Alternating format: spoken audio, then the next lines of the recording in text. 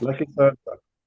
Okay, hello. So, Martin, how about introducing yourself and we'll see if this. Hi, Patrick. Hello. So my name is Martin Frid. I'm from Sweden, and I live in a place called Ito in Shizuoka in Japan. Mm. Wow. That's interesting because you have, of course, we're doing this interview because you have written a book, but you haven't written about Japan or Japanese themes this time.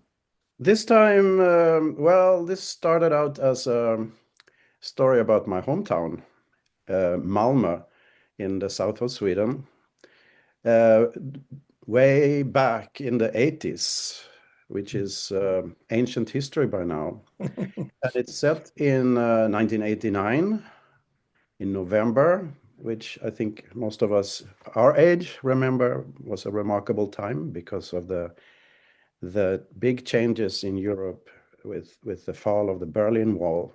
Yes. So yeah, I started out thinking about those wonderful days when peace, seemed possible. So though no, this is not really about Japan, but it's about a retired pilot because I have a thing for aviation. And as you know, my other novel was about a Japanese airplane that flew to Europe in 1937. Mm. And this time I felt I wanted to tell the story of the Swedish jet fighters and how they were developed when we were a neutral country, Yeah, I remember those days. the good old days. So anyway, this is about a retired fighter jet pilot who sits alone listening to the radio news. The Berlin Wall is coming down, and remarkable things are going on around him. But most of all, he is missing his lovely wife, Ulla. Ulla Hansson is a bit of a mystery. As we open up the first couple of chapters, we don't really know what's going on. Mm. And it just evolved as a fun story where I felt we could tell we could learn more about historical events if you have strong characters. Mm. And that's one thing I noticed when I was waking up in the morning. I had a new chapter in my head. Ah, I just had to say, this is going to happen to him, and he's going to do this, and that's going to happen, and he's going to discover this. And I would just sit and basically type it down as I had it in my head. oh, fantastic. Very strange how these things work. Yeah. Well, and of course, you wrote it all in English, of course. Oh, yes. Well, yes. I'm kind of fluent, yes. Well, I I know, hope but that's it's still inspiration. you are very fluent in three languages, but it's still a quite a feat to write in your second or third language. Not Well, not to last time mention. I had great help from you and from a friend in London who helped me get rid of my American English. And I Not think popular these days. yeah, I've tried to say aeroplane instead of airplane, these names. And yeah, it's, biscuit instead of cookie. And Yeah, you have I to mean, be. Haruki Murakami famously says that he likes to write in English. Oh, sorry, we're being bothered by my cat. But he likes to write in English because when he's talking in Japanese, he has too much vocabulary and too many words to pick from. When he goes down to English, his Murakami's second language, or it focuses the mind. Did you find that was true for you, or there was just no problem? Yes and no. Some airplane language is difficult. Mm. Like like what is this called? It's a rudder or a stick or Yeah, yeah. in Swedish we don't even call them pilots. We call them drivers. Ah, We have also have a lot of pilot slang in Swedish. So I had to think, they call their airplanes kärra, which is a kind of slang word for a car, like something like a wheelbarrow almost.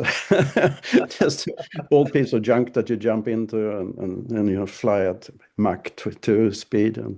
And they have a lot of jargon that I had to sort of see how I could fit that into a proper English. no, yeah, fantastic. It's an episode of history that I know nothing about really until reading your book about the Swedish role. in the Cold War. Uh, can you talk Right, about I that? had I had a lot of help, and this time I didn't like this is a thick book that deals with Sweden during the Cold War, basically, and how close we were to NATO, even though we were not a NATO member. And this guy has done a remarkable job looking at all the archives that have been opened. And actually, that was one of my themes that back then in the 70s, even 60s and 70s, a lot of things that went into jet planes and especially military jets, were based on computers. And they were top secret. And Mm, most people didn't realize how much effort Sweden was putting into these components for the jet fighters. So I mean, they were top secret, and people had no idea. And mm, at one point, Saab, which makes these great airplanes, they were the biggest customer of integrated circuits and chips especially from Fairchild in the US. The second mm, best, um, the second biggest client for them after NASA. mm, So that was not something we knew when I was growing up. mm. So a lot of So, my book is also about discovering these things that his wife, this other character that is missing from the book, mm, all the things she would have known as a spy, which mm, is part of the story that she is on a secret mission that we don't know about until later. mm. And I'm not spilling any beans about No, of that. course. Yeah. Well, yeah. No, I mean, I wonder, because given as we record this, it's April. No, it isn't. It's March. And with the world situation with Iran, we don't know how that will go off, but it certainly seems we've seen it's if not a Cold War situation, it's a hot war situation. Do you think writing about the Cold War might become more popular now, might be more interesting? Yes, I've seen that in some of the discussions, especially in Germany.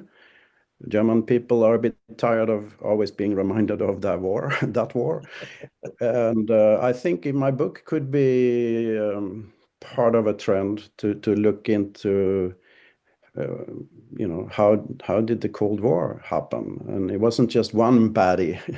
There were lots of baddies, and a lot of things going on in the 70s, like the oil crisis in 1973. Well, that's That, certainly uh, yeah. yeah, that's coming up on the radar now. Suddenly, everybody's reminded of, wow, if we don't have cheap gasoline, what's going to happen? Things like fertilizers are, shipped through that Well, and Strait of Hormuz. also the Yeah. just the idea of having a European, an army or a military, an air force. Certainly, I was watching about the British, and they're talking about, oh yes, the British are going to send the HMS Dragon to the Middle East, and the other commentator was like, yeah, that's the entire British Navy right now. There's no other ships. Everything else is, that's all we've got left. And it's maybe we thought that the plowshares that we could hammer out of the weapons, we've done that a bit too much. And it's just interesting to me to see that even Sweden, even in the height of being quote unquote neutral, had a great weapon, and developed high tech air force. Yes, and like you said, maybe a lot of people don't know about these planes, but right now, after the Draken that I write about mostly, there was the Viggen, and then more recently it's the Gripen, which they are now busy exporting to other countries and perhaps even to Canada, which is Mm. remarkable that a small country like Sweden is punching above its, what do you call Punching above it? your weight class. Yeah. So yeah, but Mm. I'm an airplane buff. I love these kind of books. Like Roald Dahl was a Spitfire pilot. Did you know Well, that? you mentioned about Roald Dahl, and I thought you might be interested in this. Over to you. I do have that book. Yes, I have that book. This is a first edition that I got. Oh, that I got Wow. in a second-hand shop in Nottingham many years ago, and it's printed on Second World War paper rationed, so it's quite flimsy, but with a Cool. dust cover. And it's his first book, so well, I'm glad that you showed me a Roald Dahl. And Because you had one. he was a So pilot, of we course. didn't plan this. No, hard to believe we didn't plan. Yeah. So But yes, carry yeah. on. But one of the things somebody asked me right away when I said I just published this with your help, and they said, "Do you have an index?" And I, It's a and then I novel. was, yeah, it's a novel. But I was thinking, yeah, I should put up some reference materials like this kind of books that I've been using. This is a book about the Berlin Wall by a journalist who was there. Mm, Uh, mm, uh, mm, as events were unfolding, and I was using that almost on a daily basis, looking at how Hungary changed, and Czechoslovakia, as it was called back in the day, and they were oh, yeah. among the last to change. And I have a friend here in Ito, who is from Prague, so he was giving me some hints that I immediately put into the book and the story. Mm. So some of those details that you get into when you're writing a book, it's so much fun because you have to say, okay, my hometown, um, we didn't have a bridge to Copenhagen Mm. as this was happening. 1989 was about 10 years before the bridge was built, but Ah, not take that for granted. So yeah. you have to think, yeah, I remember taking the hydrofoil over to Uh, Copenhagen. Those kind of, even a word like hydrofoil, you don't usually use anymore. How many of those are there around? But only when I'm reading Swedish noir by what's his name, my favorite Swedish writer. Henning Mankell. Yes, yeah, some of his characters catch the hydrofoil and go across the. Yeah, you nailed it. Actually, I put Ystad into the book just because I Ah, knew you were a fan. That's down on the coast. to me, all of those places are big cities because because I've read about them, so I've heard of them. But of course, it's a small town in Sweden. And, yeah. Oh, fascinating. Yeah, of course. Yeah, I should say for our hundreds of viewers, or perhaps half a dozen, or whoever is watching, um, I've helped you with the making the cover, and we decided to just do this little chat. Perhaps I could show the cover because I guess you're still waiting for the first copies to come from Amazon, so you don't have anything in your hand to show. I don't have anything to show. Please show it to Let me our. see if I can share the file, and we'll have a look. Let's see. Oh yeah, That's can it. you Yeah, see that? If I zoom in, let's have a look. it's Maybe. beautiful. Yeah. Factory was what somebody said here, and I was very pleased to make this cover Oh, for I'm me. glad. Well, I mean, yeah, thank you. I mean, it was a joint effort. I mean, I'm an ex-newspaper guy, and we used to just pull things together, and so it's really quite a simple concept. Get the picture and put the text over the picture. It is an old newspaper trick, but um, but yeah, that is the plane that we're talking about, right? That is the Draken, the jet fighter from. It was designed in 1955, flew Oh. back then, and then at the airbase where my aunt was a nurse, they kept flying it until 1995, so it lasted a Mm. long time. It had a strong engine, actually a Rolls-Royce engine originally that they licensed built in Sweden by Volvo. Volvo had Oh, wow. airplane engine factory, and they still make wonderful engines there for the newer planes as well. But it's amazing to think that this jet fighter was um, a double delta wing, which is very unusual. Like, Yeah, you can't quite see because I've cropped it, but it is a delta wing, a great big triangle, basically, isn't it? Um, which was unusual in the 1950s, certainly.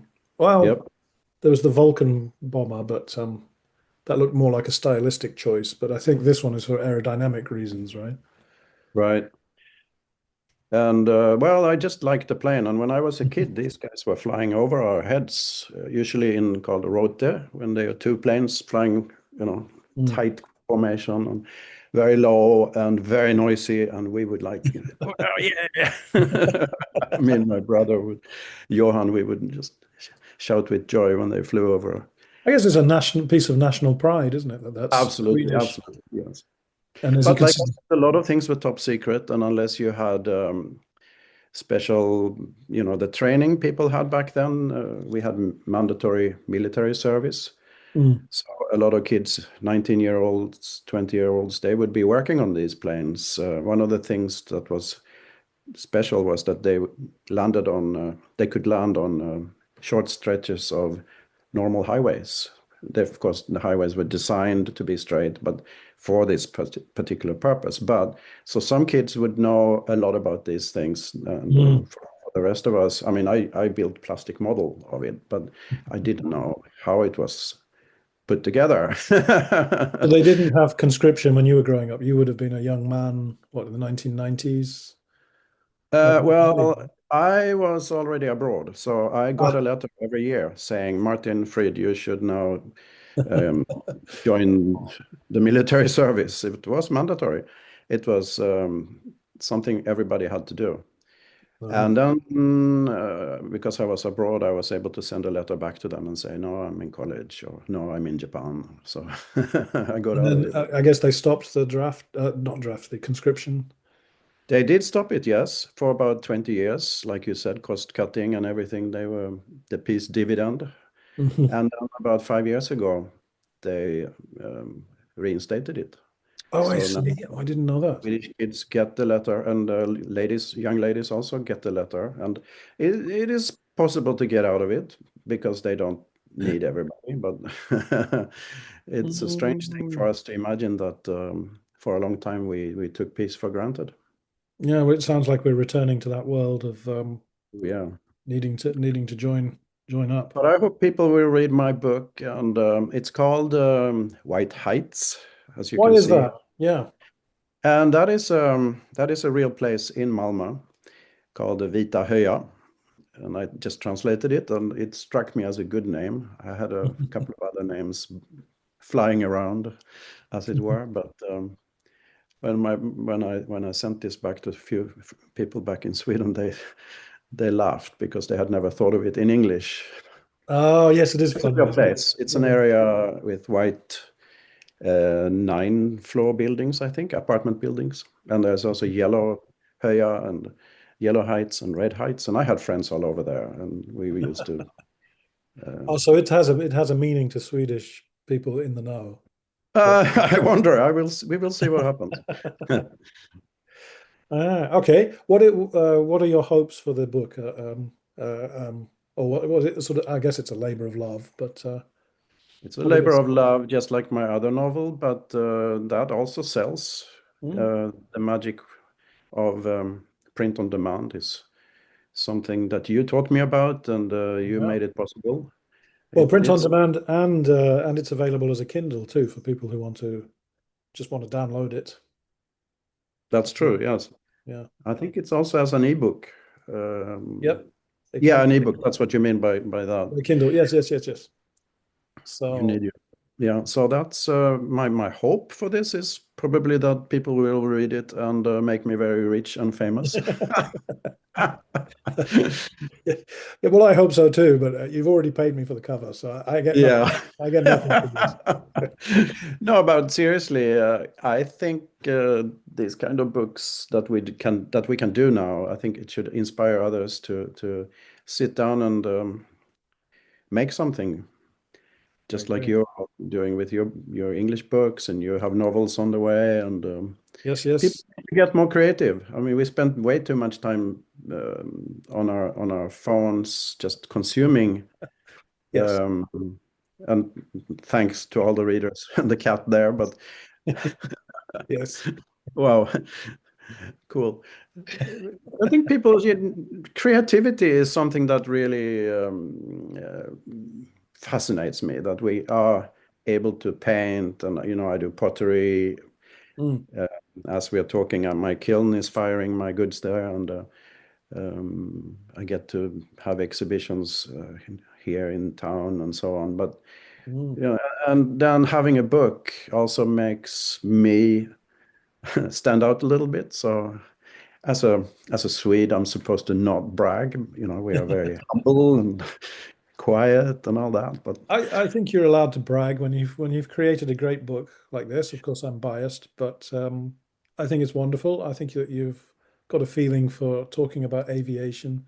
There's certainly a lot of people like ourselves who used to make. I used to make little plastic airfix models of Spitfires and Meteors, uh, yep, and this takes me back to those days. But of course, it's more than that. It's also a story of well, it's a love story, but also. Um, yeah, a journey back through history when the Cold War was a real thing. yes, Um, absolutely. And it's funny, I have a list of things that I wish I had put into the book.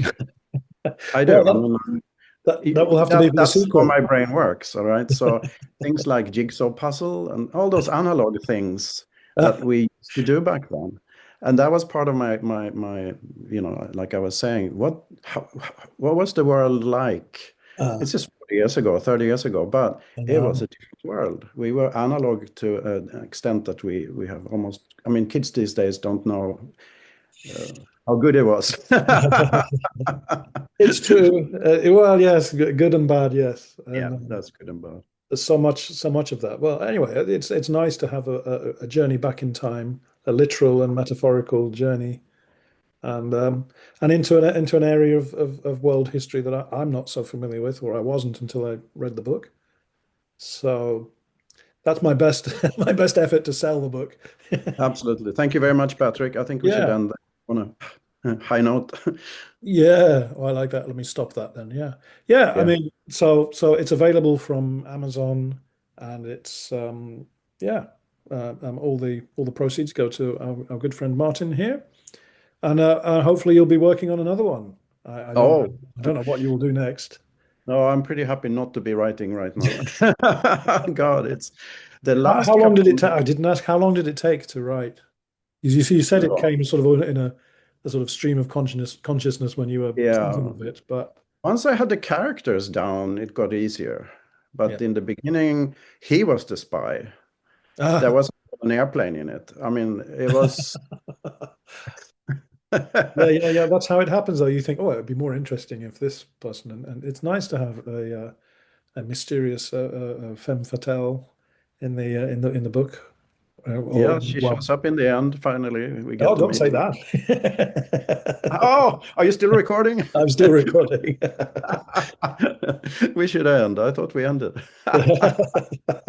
Okay, and That's good. yeah, and on that note, yes. So thanks for doing this, and I'll see you again. Yep.